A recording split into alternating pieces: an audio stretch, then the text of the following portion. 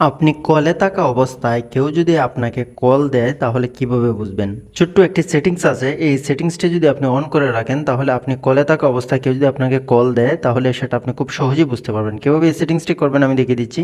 তো আপনার যে কোনো ধরনের ফোন হতে পারে, আপনি কি করবেন, আপনার ফোনে থাকা সেটিংস অপশন থাকবে, এখানে ক্লিক করবেন। এখানে ক্লিক করে দেওয়ার পর এখানে দেখতে পাবেন আপনার সেটিংস অপশনে সার্চ বার থাকবে, এখানে সার্চ বারে ক্লিক করে দেবেন। সার্চ বারে ক্লিক করে দেওয়ার পর এখানে আপনি লিখে দিবেন কল ওয়াইটিং। তো আমি এখানে লিখে দিচ্ছি কল ওয়াইটিং। তো এই যে দেখতে পাচ্ছেন এখানে আমি কল WA লেখার পরেই এখানে চলে আসছে কল ওয়াইটিং, এখানে নিচের দিকে দেখতে পারবেন। তো আপনি কি করবেন, এখানে কল ওয়াইটিংয়ে ক্লিক করে দেবেন। যে কোনো ধরনের ফোনই হোক না কেন, এবার আপনি চার্জ করে দিলে এটা চলে আসবে খুব সহজেই। তো এখানে কিছু সময় অপেক্ষা করতে হবে। তো তারপর দেখতে পাবেন এরকম ইন্টারফেস, অথবা আপনার সামনে ওয়ান সিম অন এবং টু সিম অন এইভাবে দেখাতে পারে। তো এই যে দেখতে পাচ্ছেন এখানে উপরেরটা ওয়ান সিম, আমি এটা ওয়ান সিমটি অন করে দিলাম। তো তারপর এখানে দেখতে পাবেন নিচেরটা টু সিম। তো টু সিমে এখানে দেখতে পাবেন কল ওয়াইটিং, এখানে আপনি অন করে দিবেন, মানে আপনি দুইটা সিমই অন করে দিবেন।